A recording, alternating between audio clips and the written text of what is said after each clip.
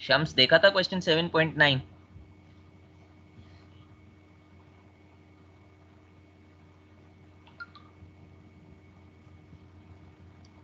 शम्स, आवाज आ रही है? मेरी आवाज बैठ गई है दोबारा? सर आ रही है। हाँ, तो जवाब क्यों नहीं दे रहे? क्वेश्चन 7.9 देखा था, हाँ या ना? इस तरह काम होता नहीं है। चलें, ये आप लोग ही बताएंगे मुझे, क्योंकि मैं तेजी में जाऊंगा। ये मेरा क्वेश्चन है। Air flows over a plate at 0.5 metre long, 0.6 metre wide with a velocity of 4। Velocity profile दिया गया है। बाउंड्री लेयर थिकनेस कैसे ढूंढी जाएगी at the end of the plate? सबसे पहले क्या किया जाएगा?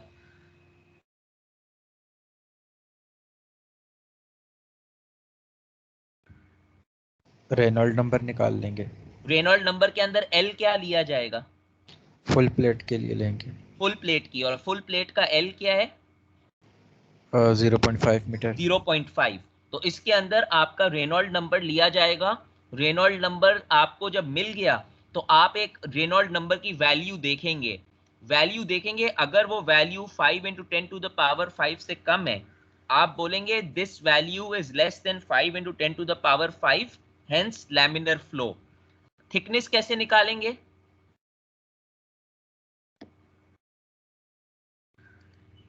साइन वाले से।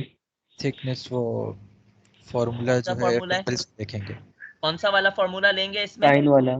साइन उसकी वैल्यू क्या है? क्योंकि टेबल रीड करनी आनी चाहिए। 4.79 x under root R E X रॉल चलें, नंबर है। मान लिया ये वाली वैल्यू लेंगे, और इस वैल्यू के साथ x की लेंथ क्या लेंगे?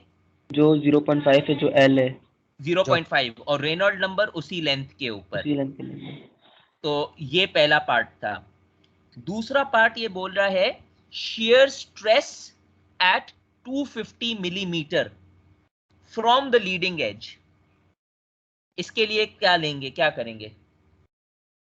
तो वही होगा, मगर एक्स हो जाएगा 0.25।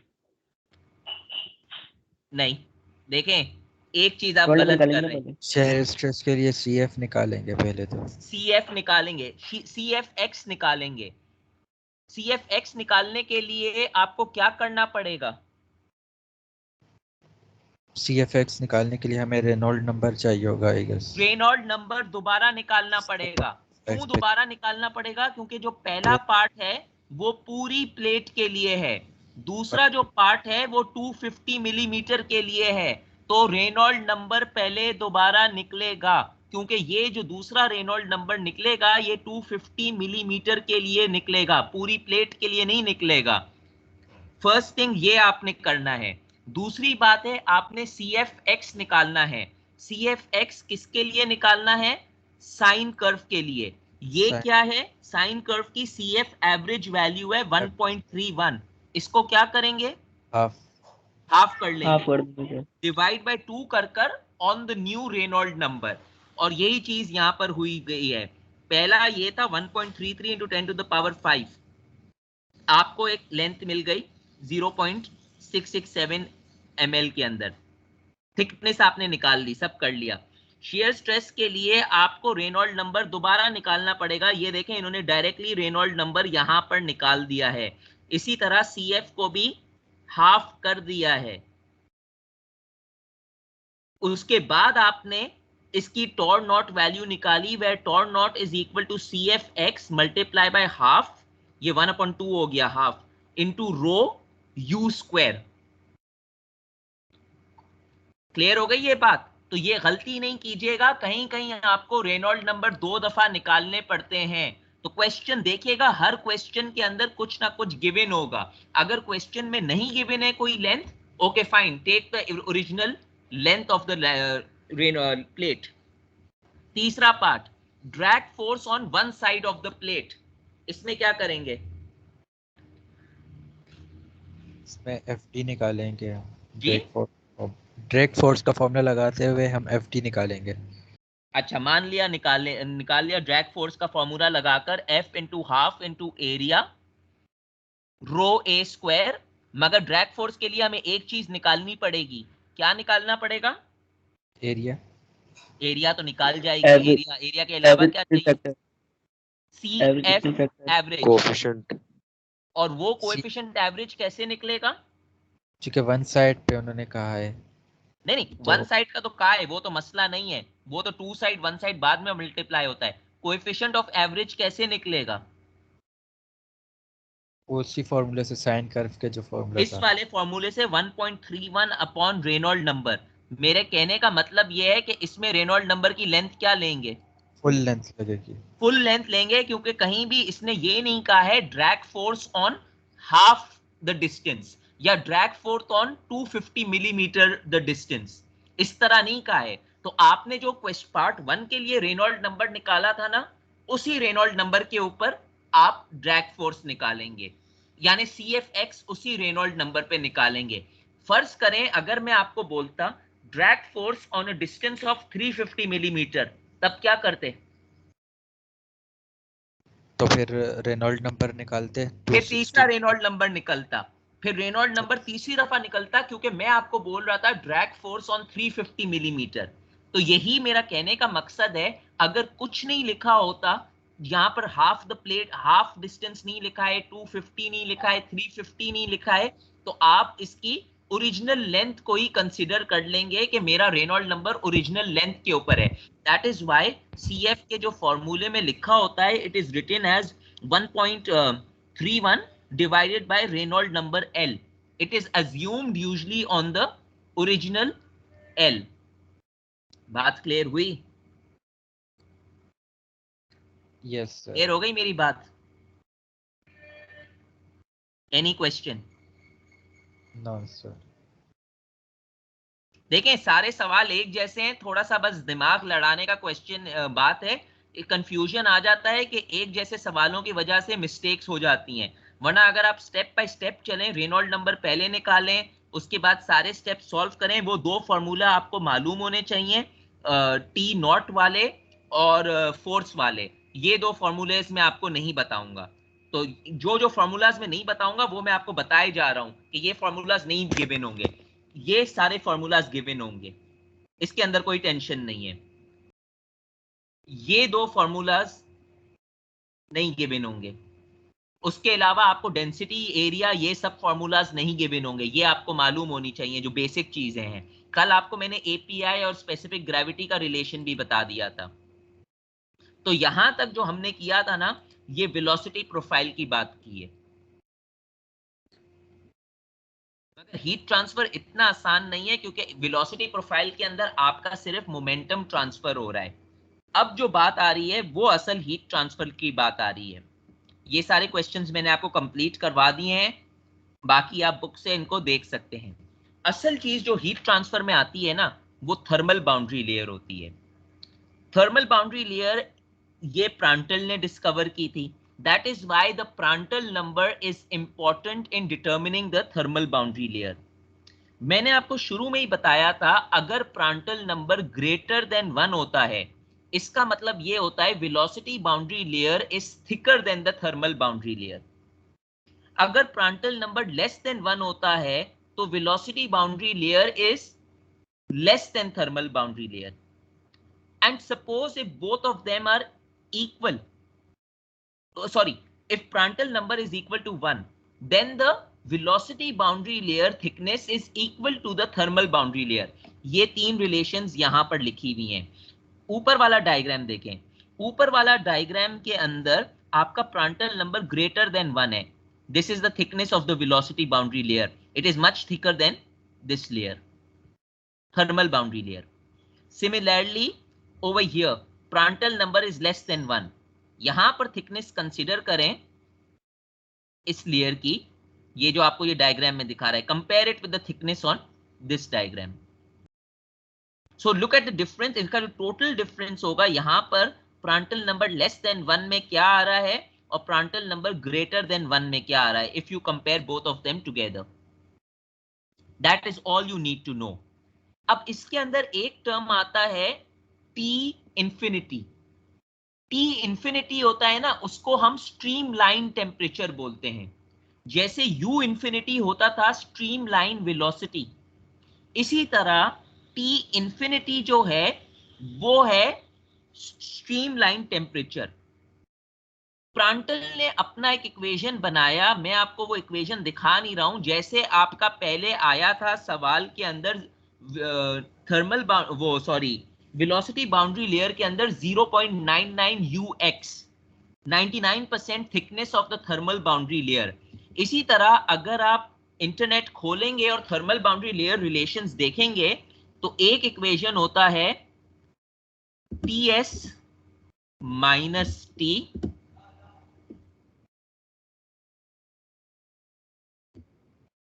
divided by Ts minus T equal to 0.99। की तरह स्ट्रीमलाइन टेम्परेचर जो होता है वो 99% उसका होता है, जिस तरह वेलोसिटी बाउंड्री की एक रिलेशन बनी थी।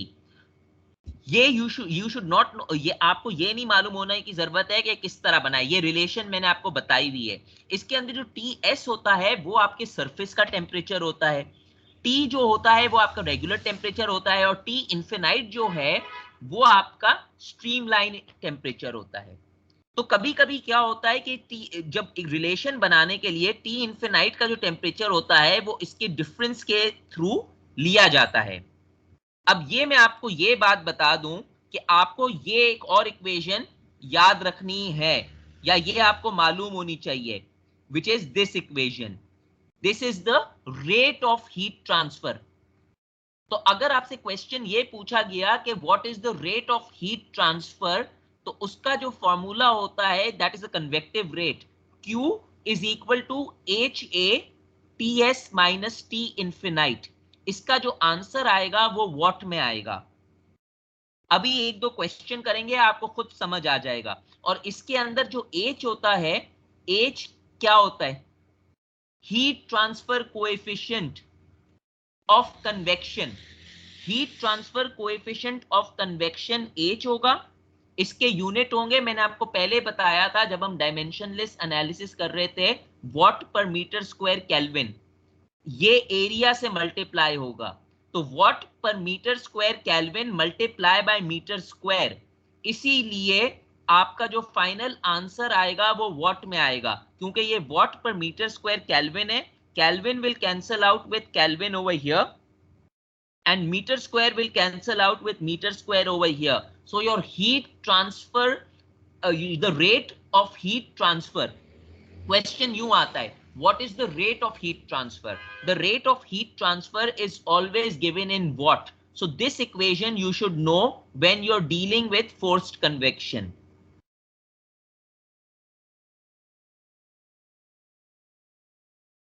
अच्छा जी, अब देखें हेडिंग क्या है इसकी, important relations with thermal boundary layer and convective heat transfer laminar flow. ये जो तमाम इक्वेशंस हैं ये सिर्फ लैमिनर फ्लो के लिए हैं। याद रखिएगा ये टर्ब्यूलेंट फ्लो के लिए नहीं है, और ये इक्वेशंस आसान इक्वेशन है, इसीलिए none of these equations would be given to you. पहला इक्वेशन क्या है, relationship of thermal boundary layer with velocity boundary layer. Simple relation है, thermal boundary layer thickness is equal to your velocity boundary layer thickness divided by Prandtl number power 1/3। That is the first relation. ये किस चीज की relation है, ये आपको thermal boundary layer दे देगा। और ये वैलिड कब होती है, ये वैलिड जब होती है जब प्रांटल नंबर इज ग्रेटर और इक्वल टू 0.6। इसका मतलब ये हुआ कि मिनिमम वैल्यू प्रांटल नंबर की 0.6 होनी लाजमी है। अगर मैंने आपको कभी क्वेश्चन के अंदर 0.6 से कम प्रांटल नंबर दे दिया, ये रिलेशन एप्लीकेबल नहीं होगी। इस रिलेशन का मिनिमम पॉइंट है प्रांटल नंबर 0.6। तो ये बात दिमाग में रखिएगा कि ये equation is only applicable for Prandtl number greater or equal to 0.6. Okay, that is the first relation you should know. Second relation, forget this part. ये जो पार्ट है is equal to वाला पार्ट भूल जाएं, अभी सिर्फ पहला पार्ट देखें. Q upon A is equal to hx ts minus t infinite. अगर मैं A को इस साइड पे ले गया तो this is the same equation जो मैंने आपको 2 स्लाइडों पीछे लिखा था. Q is equal to the heat transfer coefficient multiplied by the difference of temperature. Temperature of the surface minus temperature of the free stream. इसका यूनिट क्या आएगा Q का? What per metre square. What आ गया. ये सिर्फ heat transfer convective equation है. Hx क्या signify करता है? Hx सिग्निफाई करता है लोकलाइज्ड हीट ट्रांसफर कोएफिशिएंट. इसका मतलब ये हुआ कि हीट ट्रांसफर कोएफिशिएंट उस वैल्यू के ऊपर जितनी वैल्यू x ने लीडिंग एज से आगे गया है, इसीलिए ये लोकलाइज्ड Hx कहलाता है. अब इज इक्वल टू के बाद देखें. इज इक्वल टू के बाद इन्होंने एक रिलेशन बनाई k अपॉन x ये equation is equal to 0.332 k upon x ts minus t infinite Reynold number half into Prandtl number 1/3. ये थोड़ी सी कॉम्प्लिकेटेड लग रही है, आप इसको इग्नोर कर दें, आप इसकी जगह इसको देखें. ये इक्वेशन बन जाती है hx is equal to 0.332 k upon x Reynold number half Prandtl number power 1/3. अगर मैं ये x को h से मल्टीप्लाई कर लूं, x इज योर लेंथ और k आपको उस सरफेस की कंडक्टिविटी दी गई होगी या कैलकुलेट करनी होगी, मगर यूजुअली दोनों में से एक चीज हो जाती है. अगर ये x को मैं इधर ले जाऊं और इस k को मैं नीचे ले आऊं डिवाइड कर तो hx मेरा क्या बन गया?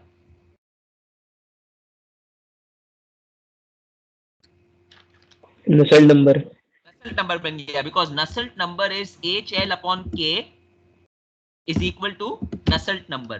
तो पहला जो फॉर्म है नसेल्ट नंबर का, Nusselt number is equal to 0.332 Reynold number power half into Prandtl number power 1/3.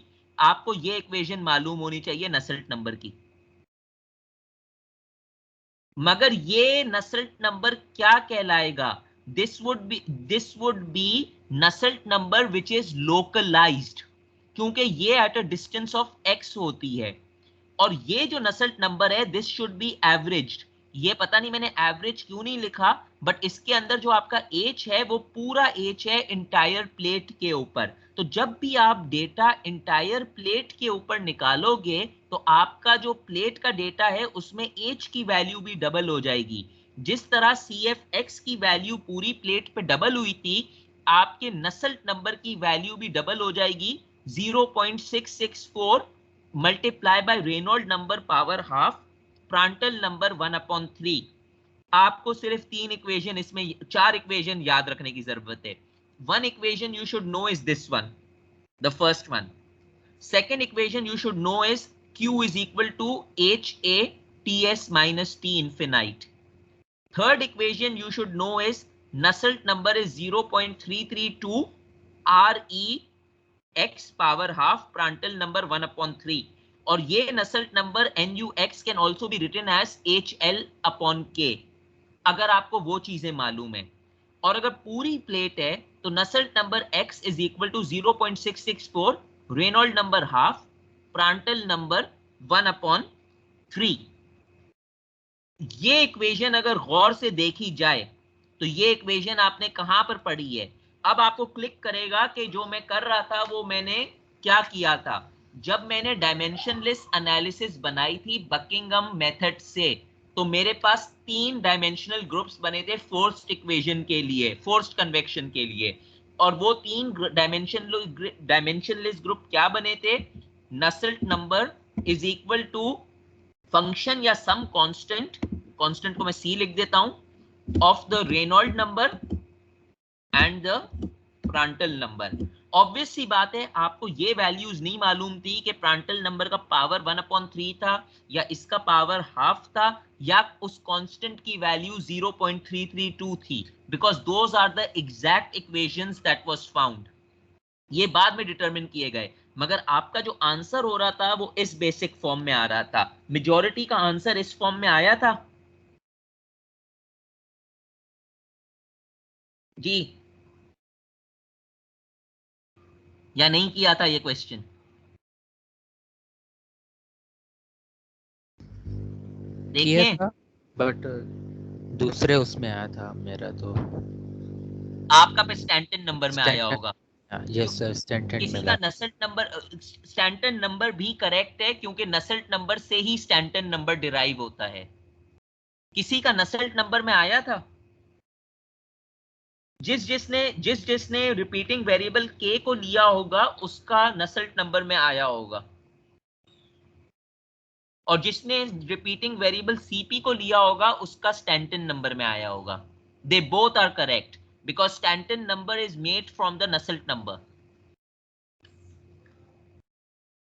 देखें, मैं दो सेक्शंस को पढ़ा रहा हूं। आई एम टीचिंग 19 फॉल और 20।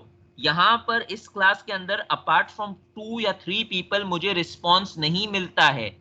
20 में रिस्पॉन्स बहुत अच्छा है। अगर आप लोग रिस्पॉन्स नहीं दे रहे हैं तो मुझे ये लग रहा है आप लोग को सब समझ आ रहा है, क्योंकि मुझे कोई कुछ बोल नहीं रहा है। अब इसके दो मतलब हैं कि या तो वो 2-3 बच्चे पढ़ रहे हैं, बाकी सब सो रहे हैं, तो डोंट ब्लेम मी देन। अब क्वेश्चंस की तरफ आते हैं। पहले मुझे बताएं इस क्वेश्चन को किस तरह अप्रोच करेंगे। अच्छा सुने, आपको एक चीज होती है जिसको हम बल्क मीन टेम्परेचर बोलते हैं या फिल्म टेम्परेचर बोलते हैं, क्योंकि हीट ट्रांसफर कन्वेक्शन के अंदर दो टेम्परेचर होते हैं। एक आपका टेम्परेचर ऑफ द सरफेस होगा, एक आपका इन्फिनाइट टेम्परेचर होगा।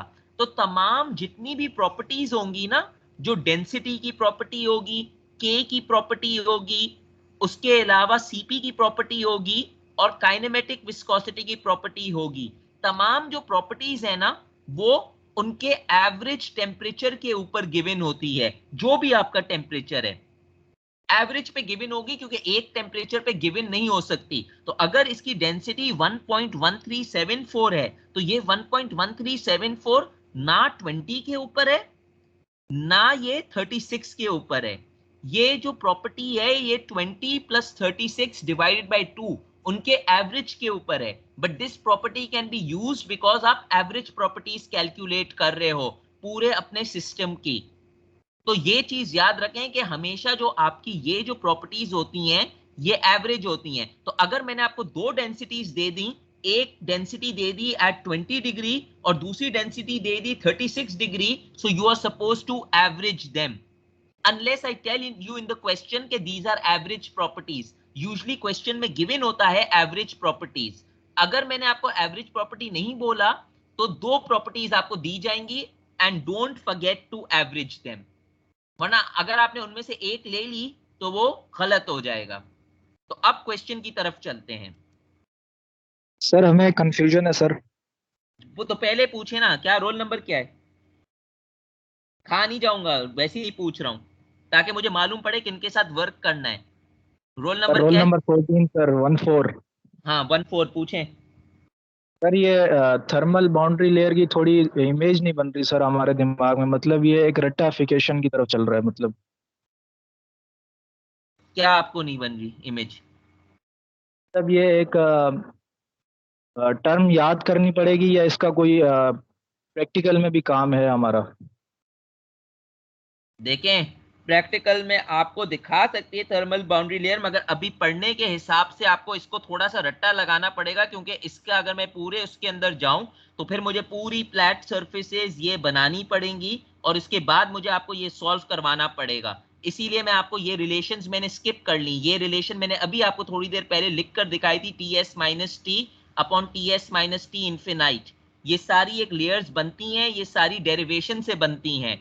इसीलिए मैंने आपको सिर्फ कहा कि थर्मल बाउंड्री लेयर के लिए आपको सिर्फ दो चीजें मालूम होनी चाहिए कि एक थर्मल बाउंड्री लेयर है, उसका प्रांटल नंबर याद रखना चाहिए और उसका relation with thickness boundary layer के ऊपर याद करनी चाहिए। बाकी अगर आपको डिटेल में जाना है तो आप मुझसे सिंगली बात कर लें इसकी, क्योंकि ये मेरे पास इतना टाइम नहीं है कि मैं इसको फुल क्लास के अंदर लेकर जाऊं। हीट ट्रांसफर बहुत बड़ा है, तो अगर कोई प्रॉब्लम हो you are most welcome to talk to me, मैं आपसे बात कर लूंगा, उसके बारे में बात हो जाएगी सर सेटल। एक और क्वेश्चन था सर। अच्छा, बिकॉज ये देखें ये जो सारे इक्वेशंस है ना, इससे ये जाकर डिराइव हुई है थर्मल बाउंड्री लेयर। अब ये मैं इक्वेशंस आपको करवाने बैठ गया तो फिर तो पूरा सेमेस्टर कंप्लीट हो जाएगा, इसीलिए मैंने आपको सिर्फ मेन चीजें बताई हैं। अच्छा सर, हमने कंडक्शन में भी पढ़ा, आप कन्वेक्शन भी पढ़ा रहे हैं, उसके अंदर सबके अंदर एक्स जो है वो चल रहा है, वाई एक्सिस और जेड एक्सिस के ऊपर हम बिल्कुल भी काम नहीं कर रहे सर, इसकी वजह क्या है, जबकि हीट तो हर जगह ट्रांसफर हो रही है। क्या वाई एक्सिस और एक्स पे नहीं चल रहे? वन डायमेंशनल है ना। अगर थ्री डायमेंशनल में जाओ उसके वेक्टर के ऊपर तो उसके ऊपर फिर ज्यादा कॉम्प्लिकेटेड क्वेश्चंस होते हैं, इन्होंने इसको वन डायमेंशनल बनाया हुआ है। ये मैथमेटिकल क्वेश्चन है, ये मैथमेटिक्स वाला बंदा सही बता सकता है, ये मेरे डोमेन के बाहर है, मुझे नहीं मालूम इसका आंसर, सच्ची बात है मुझे नहीं आता, मैथमेटिक्स वाला टीचर आपको बताएगा। चलें,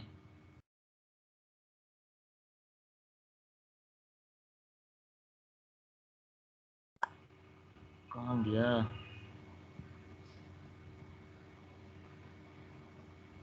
मेरी कोशिश है कि मैं क्वेश्चंस आपको जितना आसान कर सकूं मैं आसान कर रहा हूं आपके लिए, क्योंकि ये इक्वेशंस बहुत ज्यादा आपको घुमा देंगे, फिर सिर्फ मेन बातें मैं आपको बता रहा हूं। एग्जांपल की तरफ आए। Air at 20 degrees and at a pressure of 1 bar is flowing over a flat plate at a velocity of 3 meter per second. If the plate is 280 millimeter wide and at 56 centigrade, calculate the following quantities at x is equal to 280 millimeter. Given that the properties of the air at bulk mean temperature, इसने आपको ये दी हुई है bulk mean temperature के ऊपर। मुझे पहले बताएं कि ये क्वेश्चन सॉल्व करने से पहले, इस क्वेश्चन को सॉल्व करने से पहले सबसे पहले क्या चीज करें? Reynold number. सबसे पहले रेनॉल्ड नंबर निकालें, और रेनॉल्ड नंबर निकालने के बाद ये डिटरमिन कर लें कि ये लैमिनर फ्लो है या टर्ब्यूलेंट फ्लो है। That is the first step on every problem. Reynold number निकाल लिया, एक स्टेप और करना पड़ेगा क्योंकि इसके अंदर नसल्ट नंबर भी इंक्लूड हो रहा है। रेनॉल्ड नंबर पहले निकालें, दूसरी चीज क्या है, प्रांटल नंबर भी निकाल लें। प्रांटल नंबर यहां पर गिवन है, पर प्रांटल नंबर की रिलेशन हमेशा 1/3 होती है। यहां पर प्रांटल नंबर गिवन है, सपोज अगर प्रांटल नंबर नहीं गिवन होता, अगर मैं आपको सीपी देता और आपके पास के है, और अगर मैं आपको ये 0.7 नहीं देता, अज्यूमिंग आपके पास ये 0.7 नहीं है, क्या आप प्रांटल नंबर निकाल सकते थे?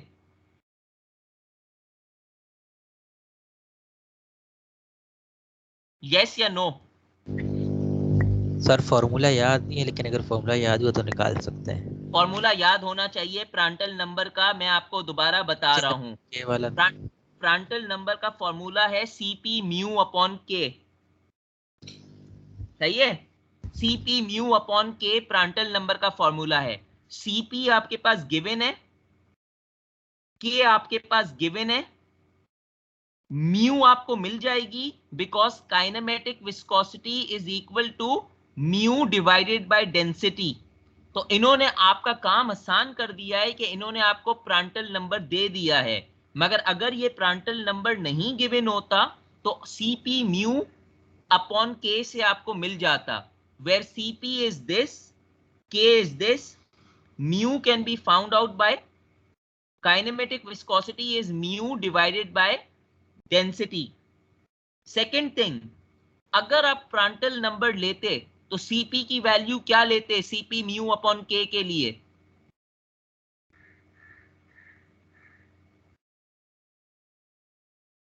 जी ये सर रिपीट करते हैं सर।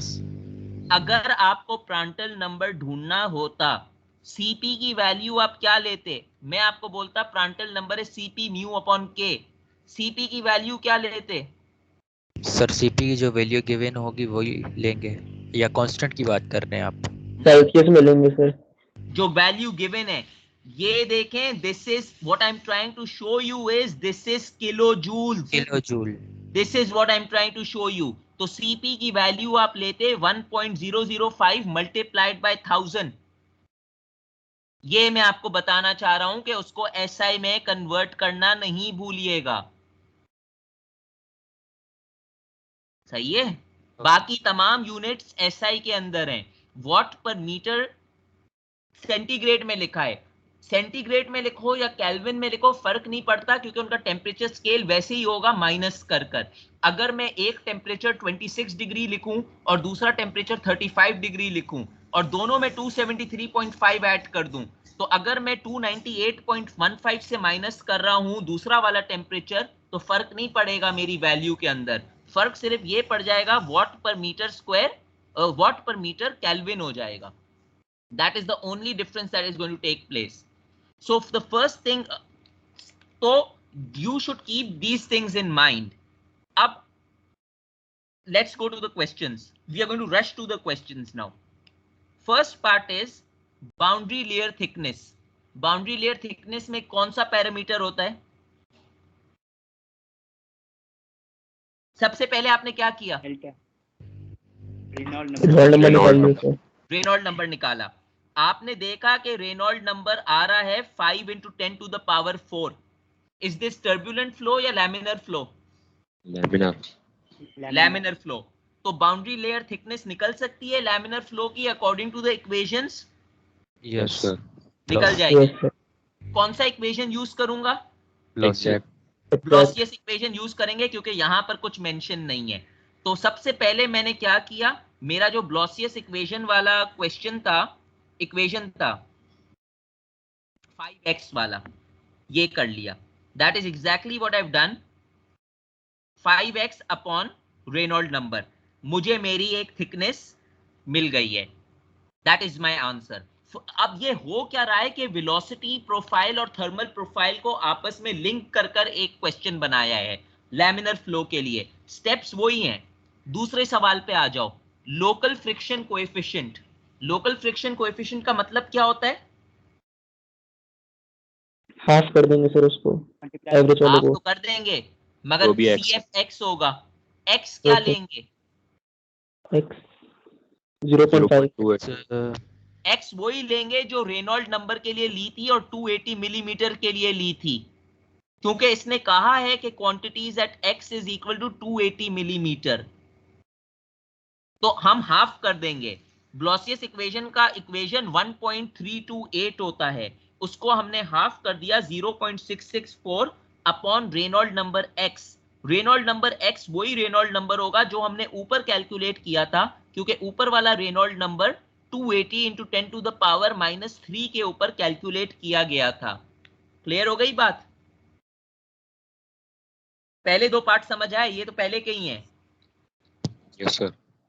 पार्ट 3 पे आ जाओ। एवरेज फ्रिक्शन कोएफिशिएंट, इसका क्या आंसर होगा? एवरेज फ्रिक्शन कोएफिशिएंट क्या होता है? Divide by 2 sir, multiply by 2।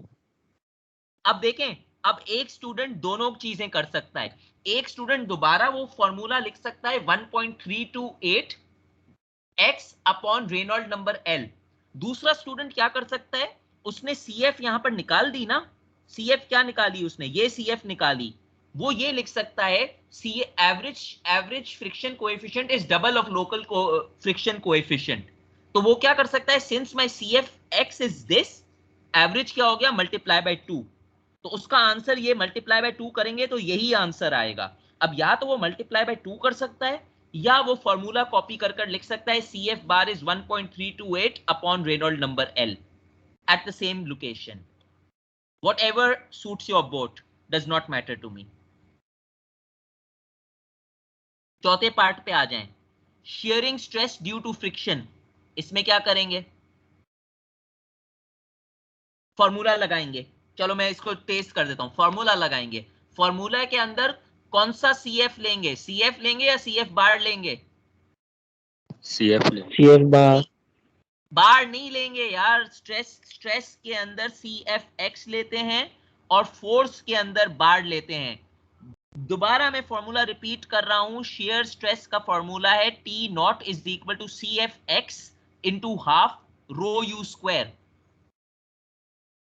तो शेयरिंग स्ट्रेस ये रहा CFX into half rho you square. CFX आपने ये अभी ये ढूंढा था 0.00269, ये रहा आपका शेयरिंग स्ट्रेस। पांचवा step, thickness of the boundary layer.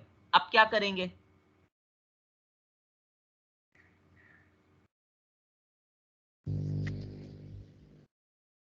First relation जो है वो पहले निकाल नहीं ली थी थिकनेस निकाली थी ना। What is the Sir, relation velocity. Between boundary layer and thermal boundary layer? The formula is boundary thickness of the boundary layer is equal to thermal boundary layer divided by Prandtl number power 1/3। सही है, ये relation है ना sir. ये relation. Thickness of the boundary layer is boundary layer divided by Prandtl number 1/3. I am sorry, I accidentally said thickness is thermal boundary layer divided by Prandtl number 1/3. It is thermal boundary layer divide is equal to thickness Prandtl number 1/3. इससे पहले आप solve करें, आपने क्या चीज check करनी है? Prandtl number 0.6 Prandtl से नंबर। यहाँ पर प्रांटल नंबर 0.7 है, तो आप कर देंगे 0.7 लगा देंगे उसके ऊपर।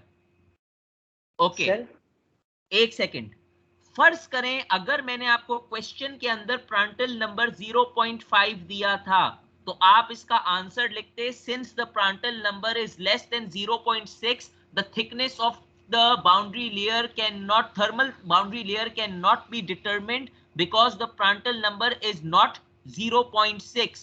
जो ये Prandtl नंबर 0.6 वाली कंडीशन है वो सिर्फ thickness of the thermal boundary layer के लिए है।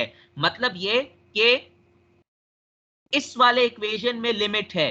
अगर Prandtl नंबर 0.5 है तो नसेल्ट नंबर आप निकाल सकते हैं, नसेल्ट नंबर आप निकाल सकते हैं, मगर आप यहां पर रिस्ट्रिक्टेड हो जाएंगे। तो ये नहीं बोलिएगा कि अगले स्टेप के अंदर अगर के प्रांटल नंबर आपने वही यूज करना है तो आप ये बोल दें कि अगला स्टेप भी पॉसिबल नहीं है। अगला स्टेप हो जाएगा, रिस्ट्रिक्शन आपकी यहां पर आ जाएगी। तो अगर आपका प्रांटल नंबर क्वेश्चन के अंदर या बाय कैलकुलेशन लेस देन 0.6 होता तो आप बोलते this part can not be calculated because the Prandtl number is less then 0.6। 11 पूछें, क्या पूछ रहे थे? ये मिनट सर हैं? जो हमारे पास जो है ना जो क्वेश्चन है उसमें जो है सिर्फ बाउंड्री लेयर लिखा है, थर्मल तो कहीं नहीं लिखा। कौन सा क्वेश्चन? जो अभी आप करा रहे हैं ये वाला क्वेश्चन ना, this question, this is a mistake. Yes, this is a mistake. It should be the thickness of the thermal boundary layer. If I give you a question, I will clearly tell you thermal boundary layer.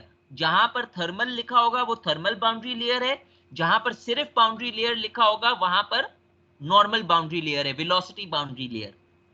ये question में miss printing है, it is definitely thermal boundary layer. Okay sir. कोई सवाल यहां तक? No.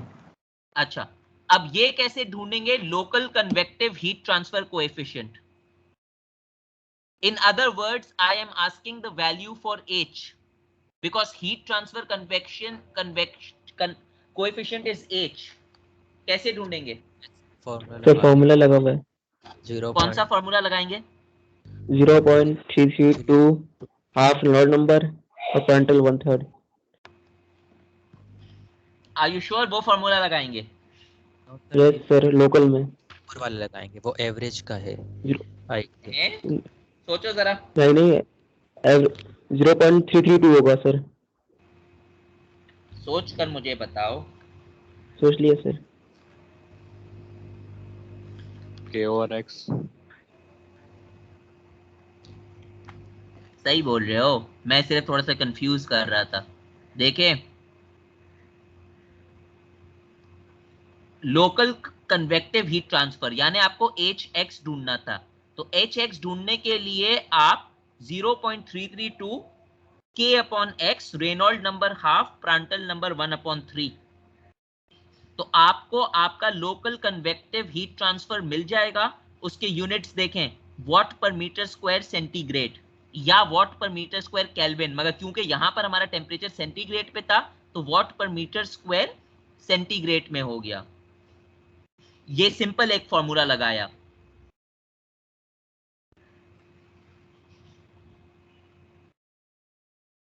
Rate of heat transfer by convection, नहीं कहां पर हूं मैं, सॉरी, एवरेज का एवरेज आपने कन्वेक्टिव हीट ट्रांसफर, इसको क्या करेंगे, डबल कर दो।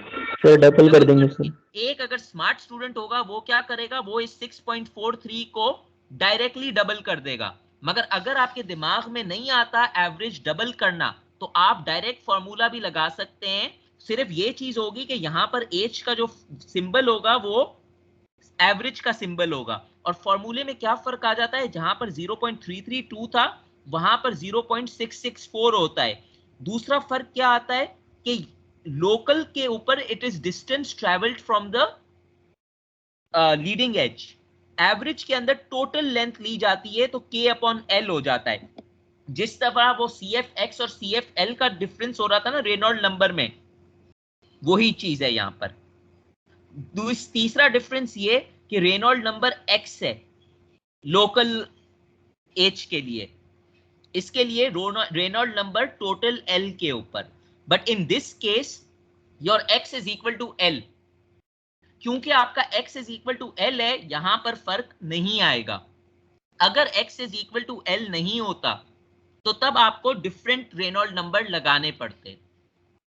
तो आपने सिंपली फॉर्मूले में पुट कर लिया तो आपको आपके एक H की वैल्यू मिल गई 12.86, और अगर आप इसी वैल्यू को डायरेक्टली डबल कर देते 6.43 मल्टीप्लाई बाय 2, तो आपको वैसे ही आंसर मिल जाता 12.86।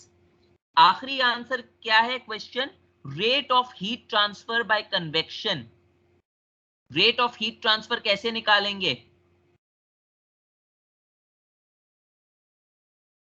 एक ही फॉर्मूला है रेट ऑफ हीट ट्रांसफर निकालने का, Q is equal to HA TS minus T infinity. अच्छा सुने, गौर से बात सुने, दो चीजें मुझे आपको बतानी है।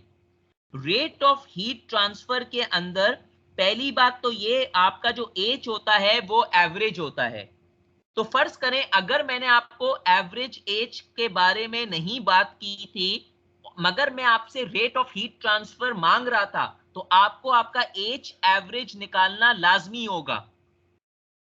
दोबारा बोल रहा हूं, रेट ऑफ कन्वेक्शन के अंदर जो हीट ट्रांसफर होता है वो पूरी लेंथ पे होता है, तो आपको H बार निकालना पड़ता, सिर्फ H में काम नहीं होता। ये बात कहीं पर बिठा लीजिएगा दिमाग में। दूसरी बात, area of the plate can be found out by length into width, ये दोनों गिवन थे, ऊपर लेंथ भी गिवन थी, विड्थ भी गिवन था। TS minus T infinite 56 minus 20। आपको एक शॉर्टकट बता देता हूं कि अगर आपको ये समझ नहीं आ रहा है कि मेरा T इंफिनाइट कौन सा है और मेरा TS कौन सा है, TS जो होता है वो मेरा प्लेट का टेम्परेचर होता है या सरफेस का होता है। तो यहां पर लिखा हुआ है if the plate is 280 millimetre wide and 56 centigrade, तो ये सरफेस का टेम्परेचर लिया जाएगा। बाकी जो आपका फ्लूइड है, एयर हो गया, ऑयल हो गया, वाटर हो गया, दूसरा जो टेम्परेचर है वो T इंफिनाइट लिया जाएगा। तो इस तरह मैंने इसको सॉल्व कर दिया। एक सेकंड रुकिए। T इनफिनाइट हमेशा छोटा होगा, क्या T इनफिनाइट हमेशा छोटा होगा जी,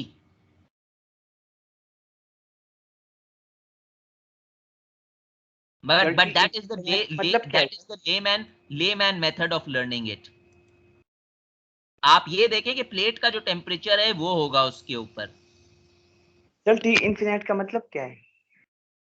mean surface temperature, sorry mean ये स्ट्रीम का टेम्परेचर है, सरफेस का नहीं है। और आपको अगर स्ट्रीम टेम्परेचर पढ़ना है तो ये जो सेक्शन है 7.2 वाला, ये सेक्शन पढ़ लीजिएगा, राजपूत की बुक के अंदर ये मेंशन्ड है। मैंने आपको एक रिलेशन दिखाई थी 0.99 वाली, जिस तरह से एक स्ट्रीम वेलोसिटी होती है उस तरह से एक स्ट्रीम टेम्परेचर होता है, उसको पढ़िएगा। उसके बाद अगर कोई मसला हुआ तो मुझसे पूछिएगा।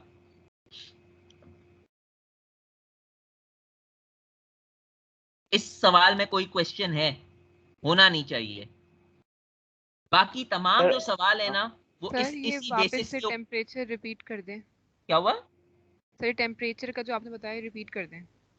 टेम्परेचर का मैंने आपको ये बोला कि एक सरफेस टेम्परेचर होता है, एक इनफिनाइट टेम्परेचर होता है। जो सरफेस टेम्परेचर होगा वो प्लेट का टेम्परेचर होगा, तो कहीं ना कहीं मेंशन होगा where the plate is maintained at this temperature, that is the surface temperature. जो दूसरा टेम्परेचर होता है ना फ्लूइड का, या वो एयर का हो, या वो ऑयल का हो, या वो वाटर का हो, that is considered as the infinite temperature. There are two temperatures.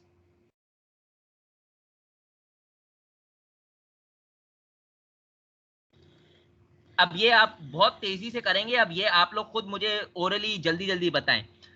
देखें, air at atmospheric pressure and 200 degree flows over a plate with velocity of this.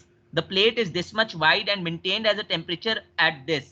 सुने, आप लोग का काम यह है कि इसको सॉल्व कीजिएगा। जब तक सॉल्व नहीं करेंगे आप लोग सॉल्व नहीं कर पाएंगे। रट्टे नहीं लगाएं, इसको घर पे बैठकर सॉल्व कीजिएगा। Calculate the thickness of hydrodynamic and thermal boundary layer. 11 जो दूसरी बाउंड्री लेयर है ना उसका नाम हाइड्रोडायनेमिक बाउंड्री लेयर भी है। यानी अगर मैं हाइड्रोडायनेमिक बोलूं या कुछ नहीं बोलूं या सिर्फ बाउंड्री लेयर बोलूं तो वो वेलोसिटी बाउंड्री लेयर होगी और दूसरी वाली थर्मल बाउंड्री लेयर होगी। Thermal boundary layer clearly mentioned है। And the local heat transfer coefficient at a distance of 0.5 metre from the leading edge. इसके अंदर मुझे मेन चीजें बता दें क्या है इसके अंदर। ये सबसे पहले तो ये बता दें सरफेस टेम्परेचर क्या होगा और इनफिनाइट टेम्परेचर क्या होगा। 200 होगा।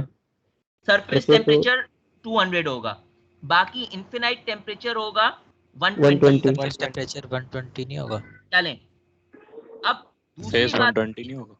दूसरी बात देखें कि आपको ये गिवन डेटा है, प्रांटल नंबर गिवन है, के गिवन है, म्यू गिवन है, रो गिवन है, कोई मसला नहीं है। आपने क्या ढूंढना है? आपने सबसे पहले ढूंढना है hydrodynamic layer thickness, boundary layer thickness और local heat transfer coefficient. Local heat transfer coefficient का मतलब है सिर्फ HX ढूंढना है, एवरेज की बात नहीं ढूंढी पूछी है। और दूसरी बात ये, इसने आपसे फ्लो रेट नहीं पूछी है। अगर ये आपको बोलता फ्लो रेट तो आपको लोकल को डबल करना पड़ता एवरेज कर और फिर फ्लो रेट करना पड़ता।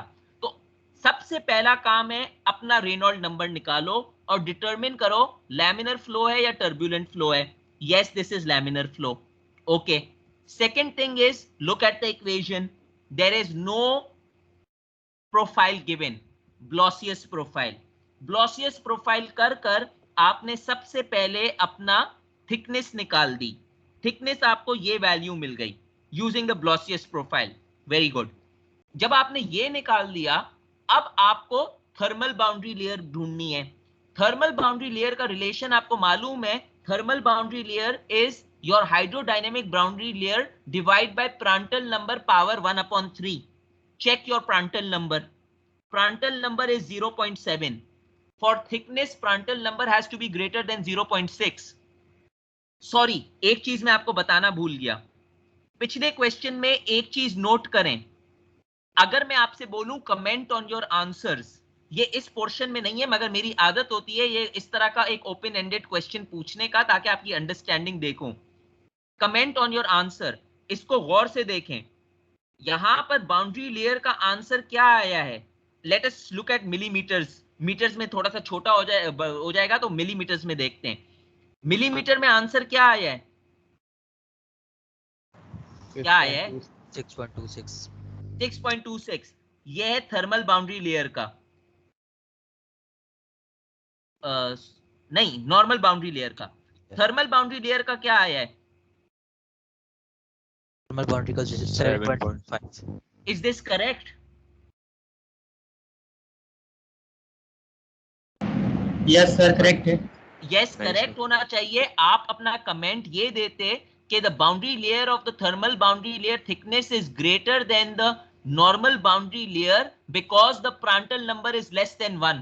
जब आपको रिलेशन याद है, मैं बार बार बोल रहा था, जब प्रांटल नंबर लेस देन 1 होगा तो ऑब्वियस सी बात है कि आपकी थर्मल बाउंड्री लेयर की थिकनेस ज्यादा होगी। आपका प्रांटल नंबर क्या था? 0.6।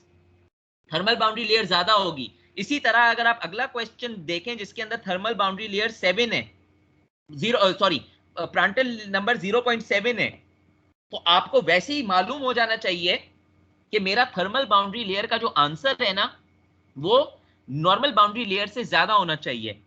जब मैंने वर्कआउट कर कर देखा, मेरा नॉर्मल बाउंड्री लेयर का आंसर देखें, अभी again I am looking at millimetre, but you have to give your answers in metre. 8.669 millimetre. जब मैंने थर्मल बाउंड्री लेयर को देखा तो मेरा आंसर क्या आ रहा है? 9.763। That is correct, it should be that, क्योंकि लेस देन 1 आ रहा है प्रांटल नंबर। अगला सवाल क्या था? दो चीजें ये थी। तीसरा था local heat transfer coefficient at a distance of 0.5 millimetre from the leading as. इसका फॉर्मूला क्या होगा लोकल हीट ट्रांसफर कोएफिशिएंट का? 0.332 K/X। वही वाला फॉर्मूला होगा। Hx is equal to Kx 0.332 into Reynold number half Prandtl number 1/3। x आपकी length है, length आपको यहां पर गिवन है 0.5 metre from the leading edge, और कहीं पर आपको यह भी नहीं बताया है कि टोटल लेंथ आपकी 5 मीटर या कुछ है। तो आपका रेनॉल्ड नंबर चेंज नहीं होगा क्योंकि आपका इनिशियल रेनॉल्ड नंबर भी 0.5 के ऊपर था। तो आपने क्या किया? आपने Hx ढूंढा 0.332/K/X, Reynold number half, Prandtl number 1/3। 0.332 वैसे ही रहेगा। K की वैल्यू आपको गिवन है, this value of K is given over here. X की वैल्यू आपको मालूम है 0.5 given over here. Reynolds number you calculated first, Prandtl number is given to you, your local H value is this value. Just look at your units, watt per meter square Kelvin. एक numerical और करते हैं, then we'll continue at 3 o'clock.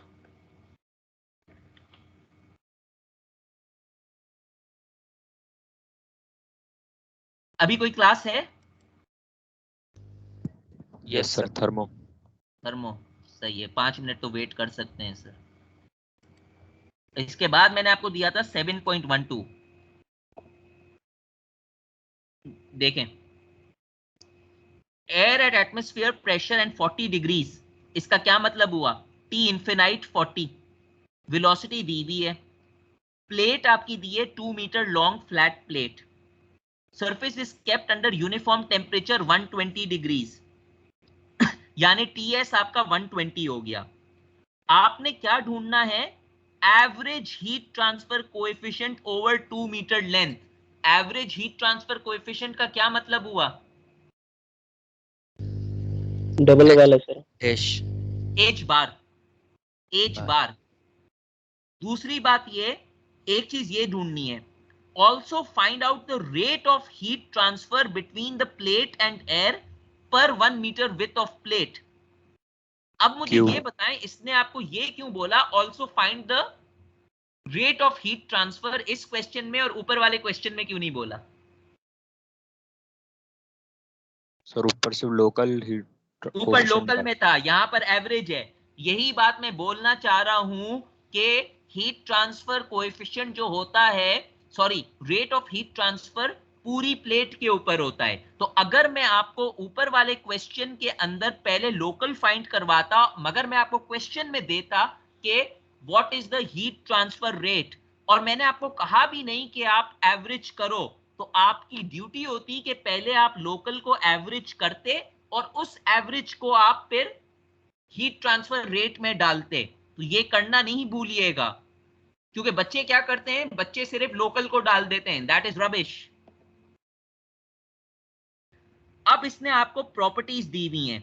इसने आपको properties क्या दी है, kinematic viscosity दी हुई है, के दिया हुआ है, प्रांटल नंबर दिया हुआ है, ये 3 प्रॉपर्टीज दी हुई हैं। और ये जो इसने प्रॉपर्टीज दी हैं, ये इसने एवरेज के ऊपर दी हुई हैं। यहां पर इसने आपको एवरेज के ऊपर ये प्रॉपर्टीज दी हुई हैं। Again what is the first step,